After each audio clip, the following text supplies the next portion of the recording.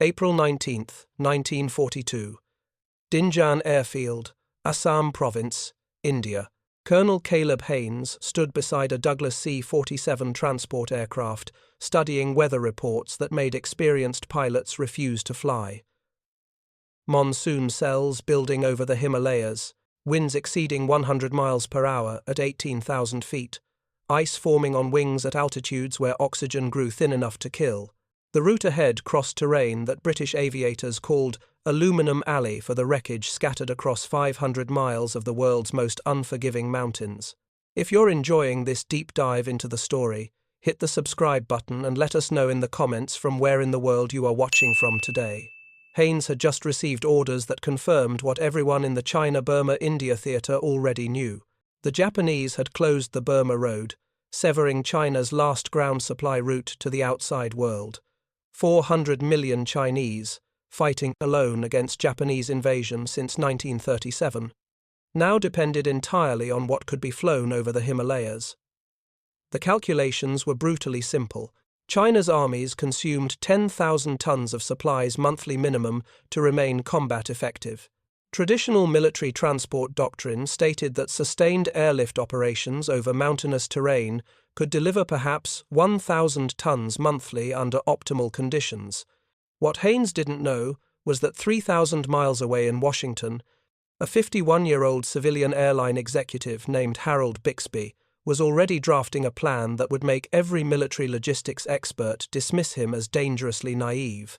Bixby proposed flying 12,000 tons monthly over the Hump, then increasing to 30,000, then 50,000, using techniques developed flying airmail routes across the American Rockies. Within 18 months, his ridiculous plan would be moving 12,000 tons daily, not monthly, across the highest and most dangerous air route in history. The operation would kill over 600 airmen, destroy nearly 600 aircraft, and prove that American logistics could overcome geography itself through industrial determination and civilian innovation. The skepticism Bixby faced stemmed from legitimate aviation experience and sound military judgment. The Himalayan barrier between India and China represented flying conditions that exceeded anything encountered in military operations. The mountains rose to 29,000 feet at Mount Everest, 28,000 at Kanchenjunga. The transport aircraft available in 1942 could barely reach 15,000 feet when fully loaded. Pilots would have to thread through passes at altitudes where human consciousness lasted minutes without supplemental oxygen, where temperatures dropped to 40 below zero, where weather changed from clear skies to whiteout conditions in less than 5 minutes.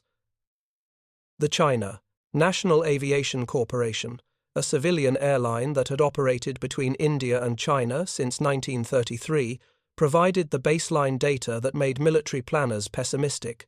CNAC's most experienced pilots, flying optimized routes in good weather with minimal loads, had achieved approximately 140 flights monthly, carrying an average of 2 tons each. Total monthly tonnage rarely exceeded 300 tons. These pilots were professionals with years of Himalayan experience flying aircraft specifically chosen for mountain operations. General Joseph Stilwell, commanding all American forces in the China-Burma-India theatre, reviewed logistics estimates in March 1942 that confirmed his worst fears. His staff calculated that even with massive expansion of air transport assets, the Hump route could not sustain Chinese forces at combat effectiveness levels. Colonel Thomas Hardin, Stilwell's logistics chief, presented analysis that seemed irrefutable. The Japanese have achieved strategic victory by closing the Burma Road. Physics prevents adequate aerial resupply. Mountains create weather that grounds aircraft 50% of days. Altitude reduces payload capacity by 40%. Navigation in cloud over featureless terrain makes instrument flight suicide. We can perhaps triple CNAC's 300-ton monthly average with military organization. 900 tons monthly will not save China.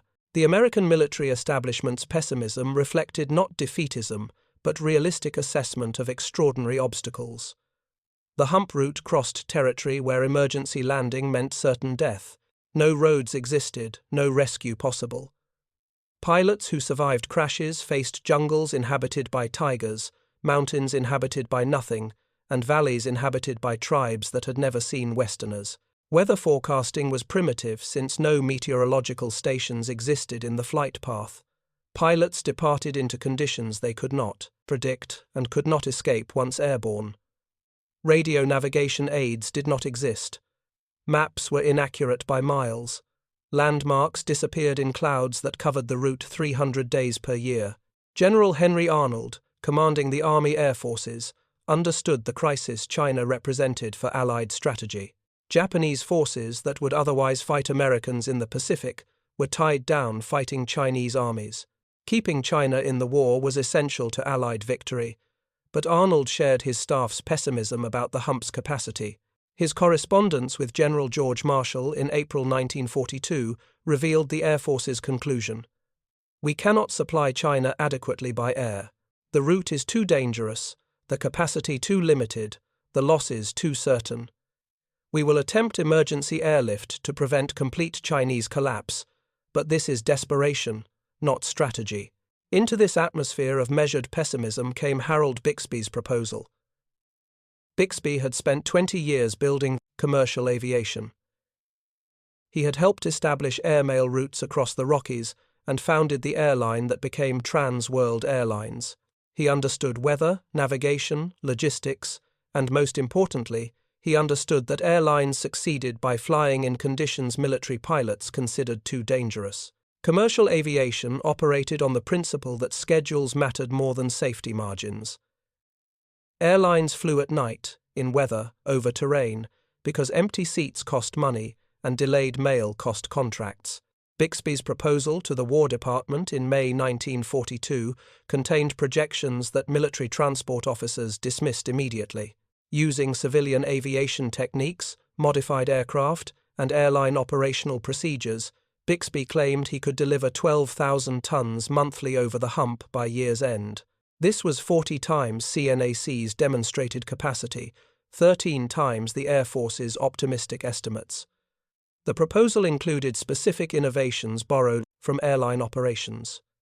Scheduled flights, regardless of weather, instrument flying as standard procedure, minimum altitude restrictions eliminated, payload maximization through fuel reduction, civilian mechanics trained in rapid turnaround procedures, and operational control by airline traffic managers rather than military operations officers. Colonel Haynes, who would command the Hump operation, read Bixby's proposal with professional skepticism mixed with desperate hope. His handwritten notes, preserved in Air Force archives, reveal the tension between dismissing civilian optimism and recognizing that conventional approaches guaranteed Chinese defeat. Bixby has never flown combat operations. He doesn't understand military supply requirements. His projections assume weather conditions we will not encounter and maintenance standards we cannot achieve. Yet, our alternative is watching China collapse while we deliver inadequate tonnage using proper military procedures. Perhaps his civilian recklessness is our only option. The technical challenges Bixby proposed to overcome would have seemed insurmountable to earlier generations of aviators.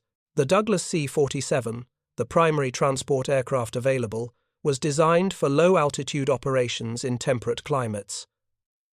Maximum ceiling with full load was 12,000 feet. Himalayan passes averaged 15,000 feet, requiring pilots to fly through mountains, not over them. The aircraft had no pressurization, no de-icing equipment beyond basic wing boots, no oxygen systems for extended high-altitude operations, minimal navigation instruments, and engines that lost 50% power at altitude. Weather forecasting relied on observations from a single station in Dinjan and another in Kunming, China, 600 miles apart. Everything between was unknown. Pilots would depart India in clear weather, enter clouds over the first ridges, and fly blind for 3 hours, hoping to emerge over China before fuel, exhausted.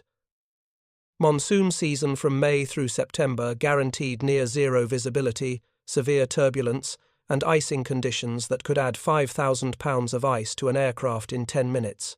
Winter brought clear weather, but winds that exceeded aircraft performance capabilities. Spring and fall offered the best conditions, meaning only complete disaster instead of certain death. Navigation presented perhaps the most terrifying challenge. Radio beacons did not exist. Celestial navigation required clear skies that existed perhaps 50 days yearly. Dead reckoning, calculating position from heading and airspeed, became impossible in winds that varied from 50-knot headwinds to 70-knot tailwinds within the same flight. Pilots who missed the Kunming Valley radio beacon by 5 miles would fly until fuel exhaustion without ever knowing they had missed China entirely. The human factors multiplied the technical dangers. Pilots required supplemental oxygen above 10,000 feet, but oxygen systems were primitive and often failed. Hypoxia, oxygen deprivation, killed without warning.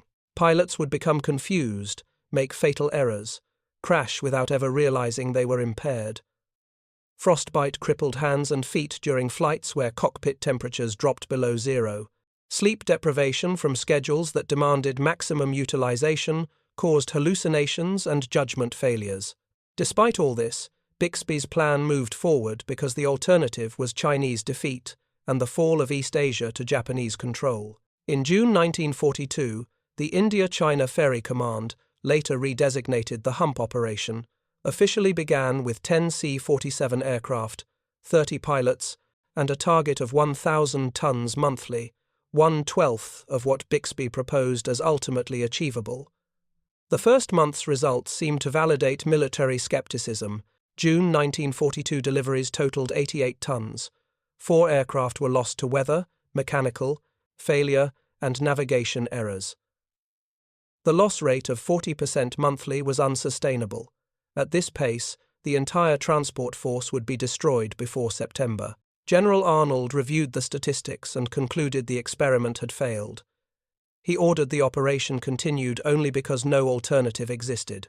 What changed the equation was not dramatic breakthrough, but systematic application of civilian airline expertise to military operations.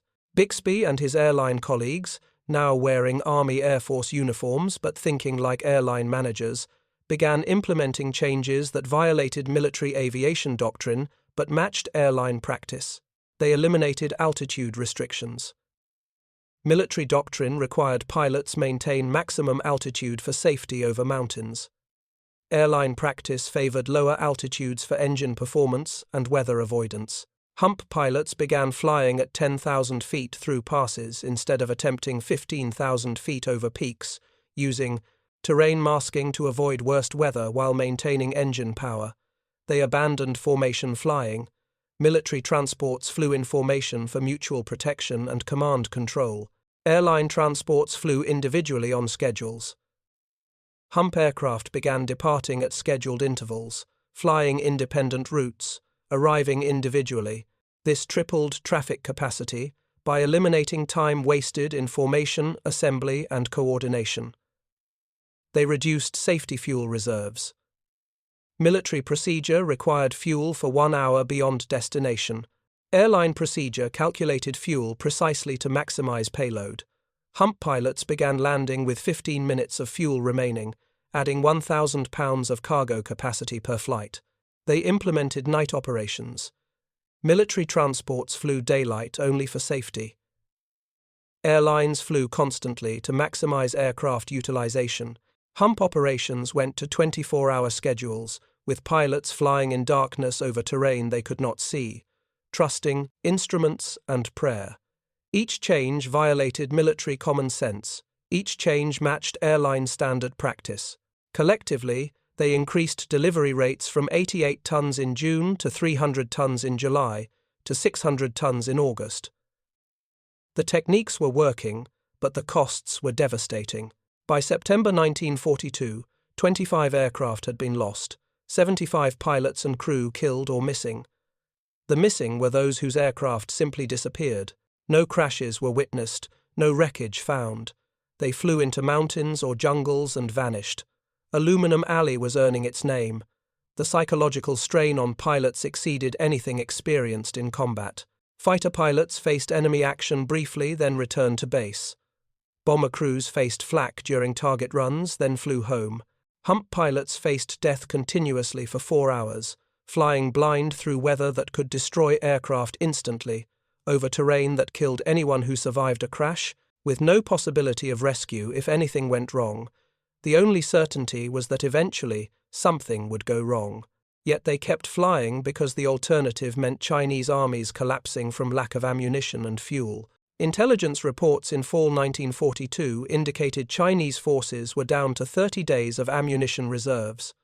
Artillery units were rationed to 3 rounds per gun per day. Fuel shortages had immobilized most Chinese vehicles. If the Hump failed, China would fall by spring. Japan would consolidate East Asia and transfer divisions to fight Americans in the Pacific. The tonnage delivered in fall 1942 began to make believers of skeptics. September deliveries reached 1,000 tons. October achieved 1,500. November delivered 2,000 tons. The operation was growing exponentially, but still nowhere near Bixby's 12,000-ton monthly target. What was missing was systematic infrastructure. The Indian airfields operated from primitive facilities with minimal maintenance capability.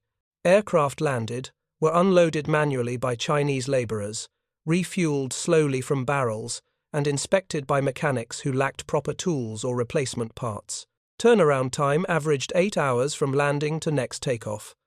Airlines achieved turnaround in 90 minutes. Bixby's team began implementing airline ground procedures that shocked military logistics officers. They built hard-stand parking areas so aircraft didn't sink in mud during monsoons. They constructed maintenance hangars with power tools and component overhaul capability. They established parts depots stocked with engines, propellers, instruments, anything that broke regularly.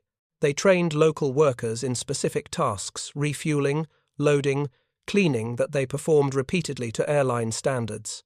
They built concrete runways so heavily loaded aircraft could take off safely instead of struggling through dirt that became impassable during rain. The infrastructure investment was massive and seemed wasteful to officers accustomed to austere military field conditions. By December 1942, the India base complex had consumed millions of dollars in construction and employed thousands of workers. But the results justified the expense. Aircraft turnaround times fell from 8 hours to 3 hours. Maintenance improved from 30% of aircraft deadline daily to 15%. Monthly flight hours per aircraft increased from 40 to 90. December 1942 deliveries reached 3,000 tons. The operation had multiplied delivery rates by 35 times in 6 months through systematic application of airline expertise to military requirements. But 3,000 tons monthly was still only 1/4 of Bixby's projection. Chinese forces needed more, and American production could provide more aircraft. The limitation was the system's capacity to process aircraft through the India-China pipeline. If you find this story engaging, please take a moment to subscribe and enable notifications. It helps us continue producing in-depth content like this. The transformation from barely sustainable operation to industrial-scale airlift accelerated through 1943 as Bixby's civilian methods proved their worth against military skepticism. The watershed moment came in January, when General Harold George replaced Colonel Haynes as commander.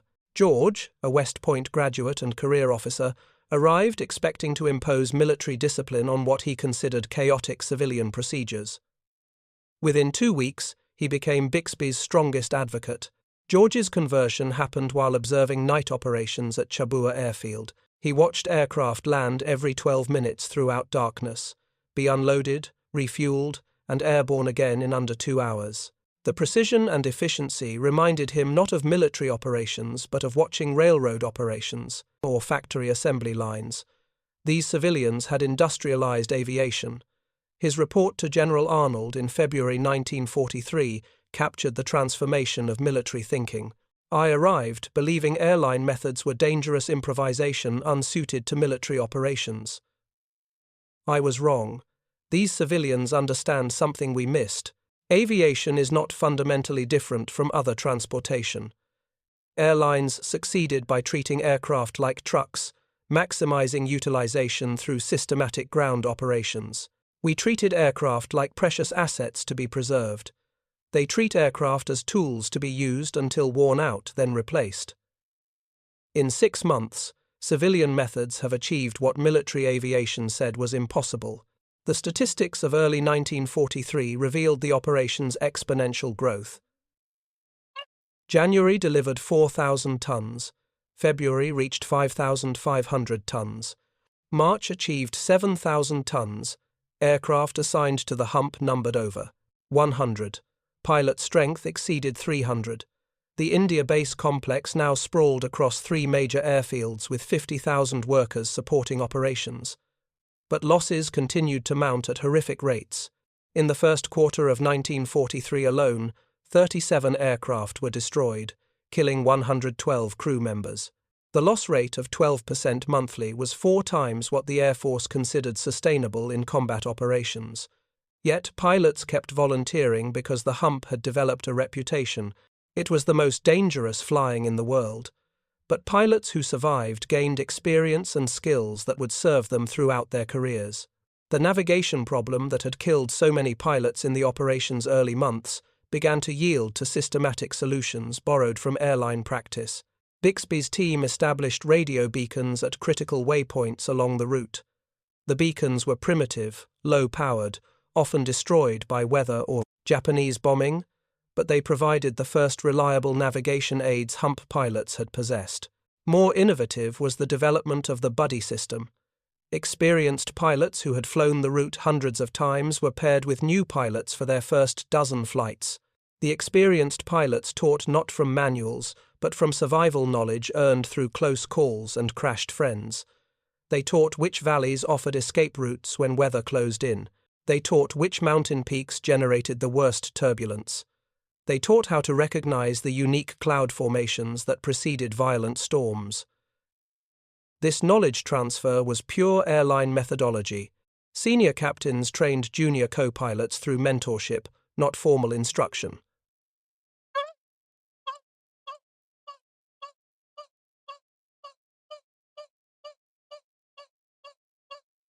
Weather forecasting improved dramatically when Bixby convinced the Army to station meteorologists at 5 locations along the route. These men, often working from tents with minimal equipment, provided hourly reports that let operation officers route aircraft around worst conditions. The forecasts were frequently wrong, but they were better than nothing, and nothing was what pilots had possessed for the operation's first year. By April 1943, monthly tonnage reached 10,000 tons. The operation was nearing Bixby's original projection, but now the goalposts moved. General Arnold, recognizing that the Hump had exceeded all expectations, ordered deliveries increased to 20,000 tons monthly by year's end. What had seemed ridiculously optimistic 12 months earlier was now merely the baseline from which to expand. The expansion required aircraft in quantities that shocked those unfamiliar with American industrial production. Douglas Aircraft Corporation was producing C-47 transports at the rate of 400 monthly by mid-1943. Of these, 75 monthly were allocated to the Hump. The aircraft arrived by the dozens, were assembled, tested, and thrown into dozens operations within days. Pilots with 50 hours of flight training were given quick checkouts on the route and assigned to regular schedules within a week. The casualty rates generated by this aggressive expansion horrified those who tracked statistics. May 1943 saw 43 aircraft lost. June recorded 38 destroyed. July claimed 41 aircraft and 120 crew members. The losses were not evenly distributed. Some squadrons lost 50% of their aircraft in a single month. Some pilots flew 500 missions over 2 years and retired safely. Others died on their 3rd flight. The psychological impact on survivors was profound. Flight surgeon reports from mid-1943 documented epidemic levels of what would later be called post-traumatic stress disorder. Pilots developed nervous tics, insomnia, depression. Many began drinking heavily between flights. Some requested transfer to combat assignments in Europe or the Pacific, considering fighter combat safer than Hump operations. Yet morale remained surprisingly high because pilots understood their mission's importance. Chinese forces depended entirely on what pilots delivered. Every ton of ammunition flown over the Hump kept Chinese divisions fighting, kept Japanese divisions occupied, prevented Japan from reinforcing their Pacific defenses. The Hump pilots were winning the war as surely as bomber crews over Germany, but they received no medals, no publicity, and little recognition. The ethnic diversity of Hump operations matched that of the Red Ball Express, though racial segregation policies attempted to limit integration. African American pilots were initially barred from Hump operations under the same discriminatory policies that kept them from combat flying. But the desperate need for pilots eventually overcame prejudice. By late 1943, the 477th Bombardment Group, an African American unit, was reassigned to Hump operations despite protests from senior officers who claimed black pilots lacked capability for instrument flying. The 477th's performance destroyed racist assumptions. Flying the same aircraft in the same conditions as white units, black pilots achieved loss rates slightly lower than average and delivery rates slightly higher. The unit's commander, Colonel Benjamin Davis Jr., who would become America's first African-American general, credited his pilots' success to motivation.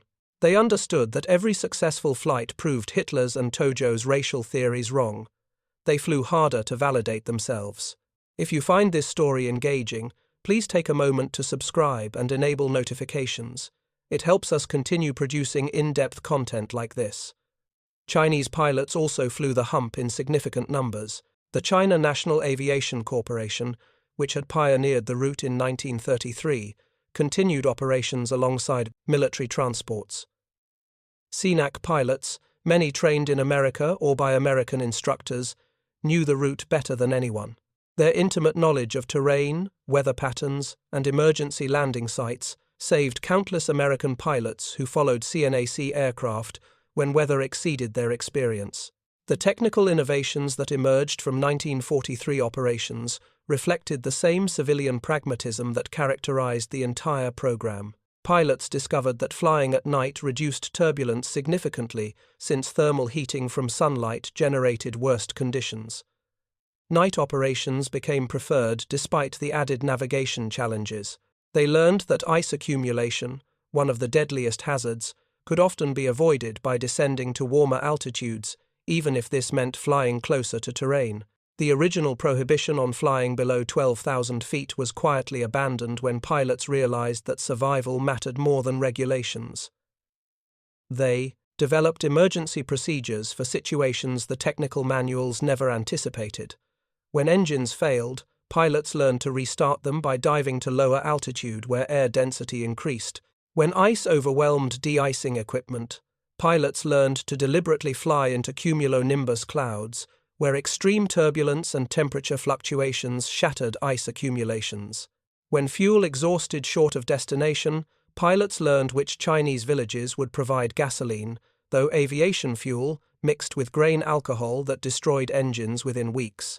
By August 1943, monthly deliveries reached 15,000 tons. The operation had doubled capacity in 4 months through systematic refinement of procedures that started as desperate improvisation and evolved into documented techniques. What had been considered cowboy flying by military aviators was becoming recognized as advanced operational methodology that other commands should study and adopt. The infrastructure supporting operations had grown into one of the largest American installations outside the United States. The India Base complex employed over 90,000 workers by late 1943. This included 35,000 Chinese and Indian laborers who built runways, constructed buildings, and maintained facilities. The complex consumed supplies at rates that required dedicated cargo ships and had priority second only to European operations. The base facilities would have amazed those who remembered the primitive conditions of early 1942. Concrete runways extended over 7,000 feet, capable of handling fully loaded aircraft in monsoon conditions. Maintenance hangars contained equipment duplicating overhaul facilities in America. Parts warehouses stocked components for complete aircraft rebuilds. Living quarters for pilots and crews featured electric lights, running water, and air conditioning, luxuries rare in the China-Burma-India theater. The scale of operations generated new problems that required innovative solutions. Fuel consumption by aircraft operations, plus ground vehicles, plus generators, plus everything else reached 1 million gallons monthly by fall 1943. This fuel arrived by rail from Calcutta, then was transferred to trucks, then pumped into storage tanks feeding aircraft refueling points. The logistics of just supplying fuel to supply operations demonstrated American industrial depth. The most persistent challenge remained weather.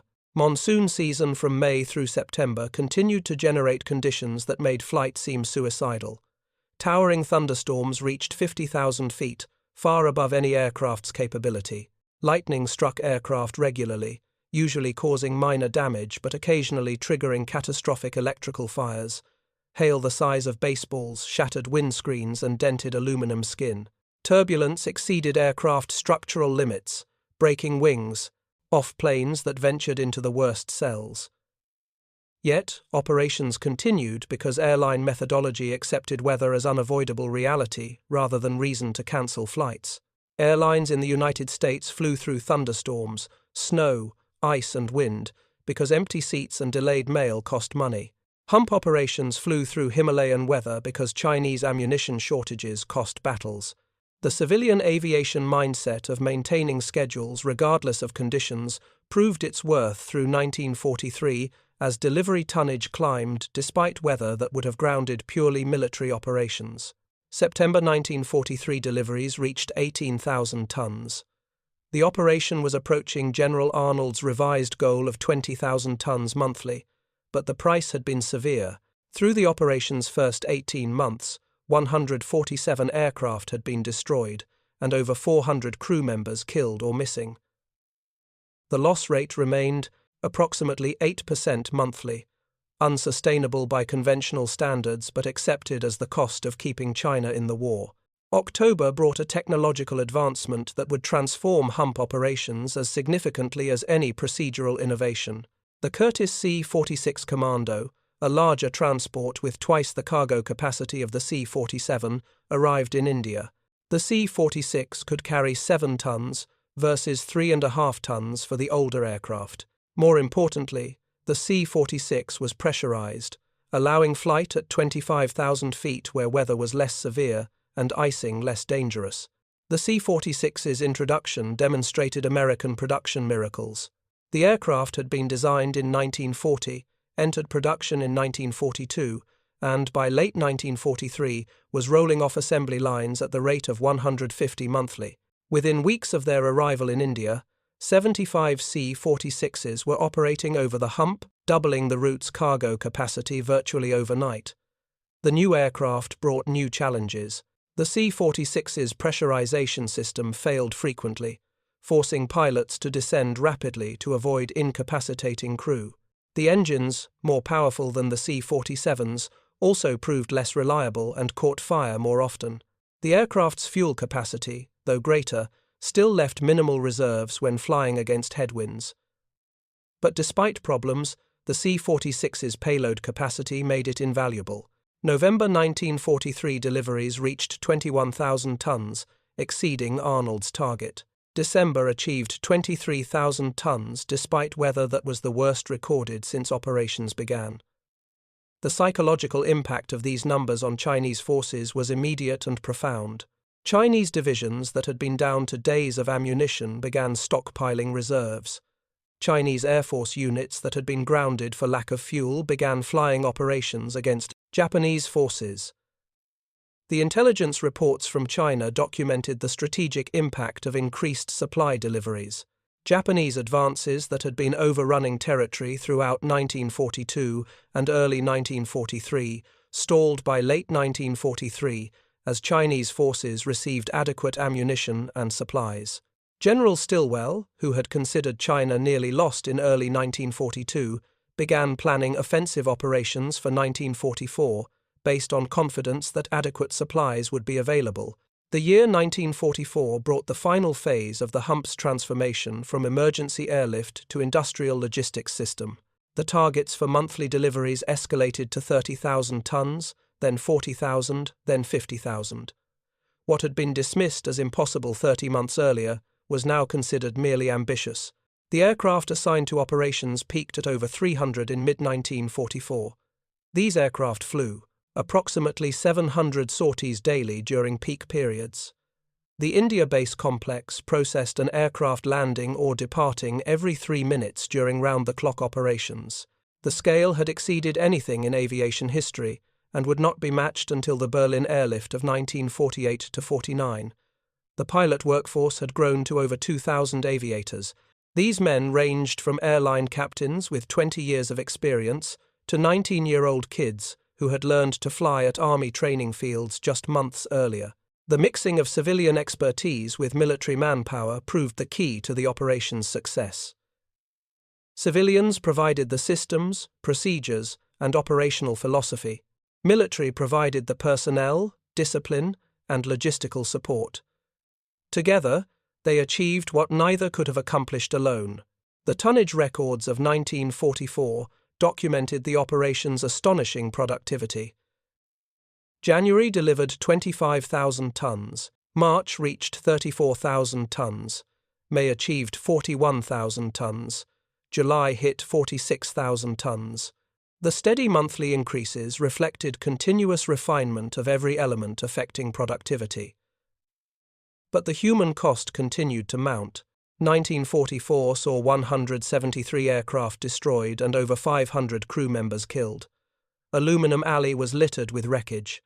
Entire mountain sides were debris fields from crashes. Some locations saw multiple crashes within hundreds of yards, as pilots attempting emergency landings hit the same terrain that had killed their predecessors. The psychological trauma of operations generated medical concerns that forced the Air Force to establish rotation policies. Pilots were limited to maximum of 600 flight hours over the hump or 1 year of operations, whichever came first. After completing their tours, pilots were rotated to other assignments, often training new pilots who would replace them.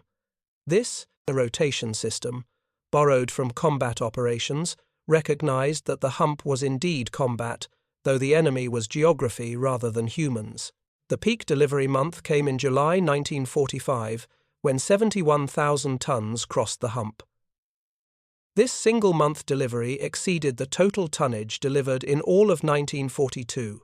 The operation had increased capacity by a factor of over 80 from its beginning to its peak, validating every claim Harold Bixby had made in his original ridiculous proposal. The end came suddenly when Japan surrendered in August 1945. Within days, the urgency that had driven operations for 3 years disappeared. Aircraft were flown to collection points and scrapped. Pilots were discharged and sent home. The massive India base complex that had employed 90,000 workers was abandoned within weeks. The facilities that had cost hundreds of millions to build were turned over to the Indian government, or simply left to decay in the monsoon rains. The final statistics of the Hump operation stood as testament to what civilian innovation applied to military necessity could achieve. Total cargo delivered over the operation's life exceeded 650,000 tons. Total flights numbered over 170,000 sorties.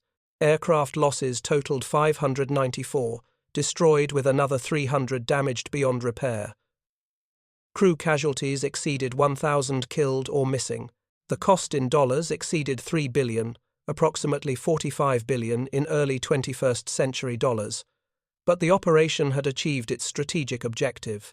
China remained in the war, tying down over 1 million Japanese troops who would otherwise have fought Americans in the Pacific. The supplies delivered over the hump enabled Chinese offensives that recaptured territory and degraded Japanese logistics.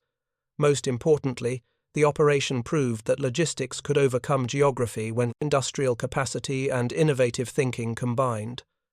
The lessons of the hump influenced military aviation for decades. The airline operational procedures that Bixby championed became standard in Air Force transport commands. The infrastructure approach of building extensive ground facilities to support maximum aircraft utilization was adopted worldwide. The recognition that civilian expertise could solve military problems led to decades of productive cooperation between commercial aviation and military airlift.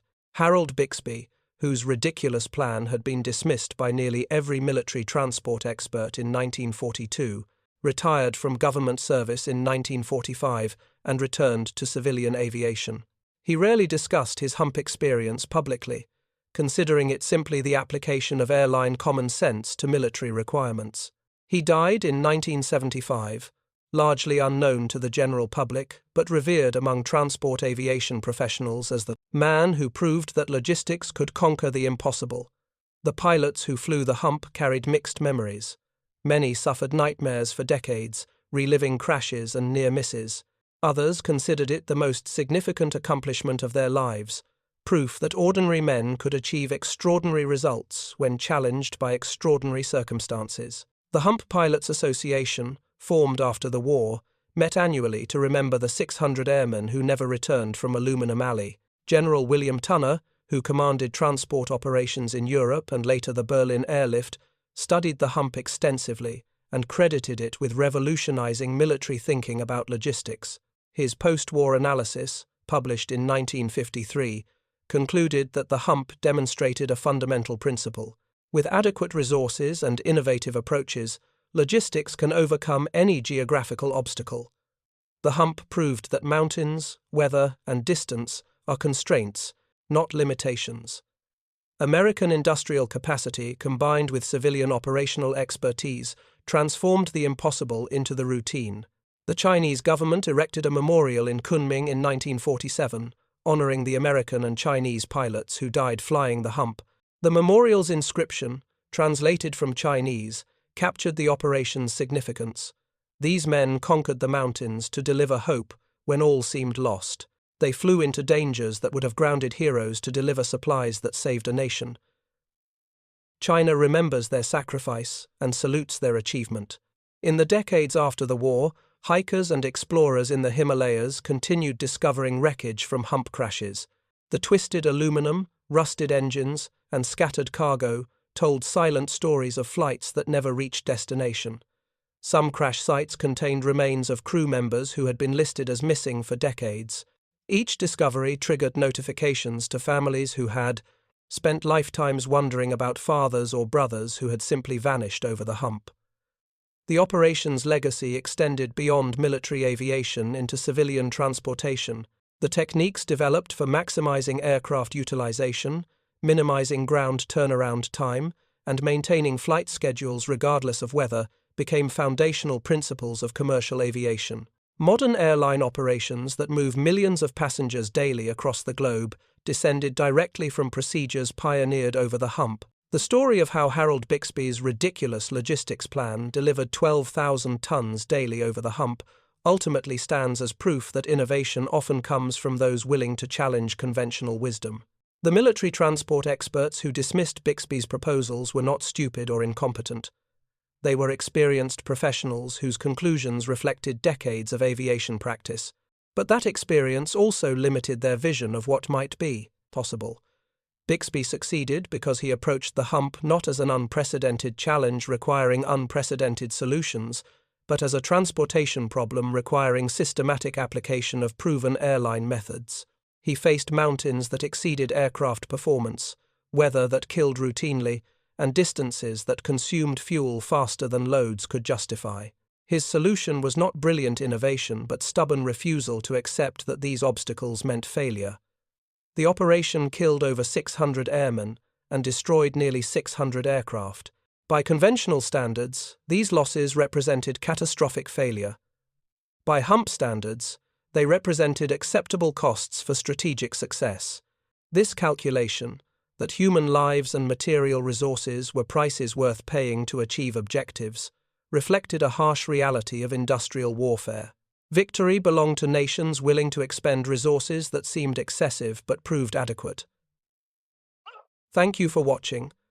To more detailed historical breakdowns, check out the other videos on your screen now, and don't forget to subscribe.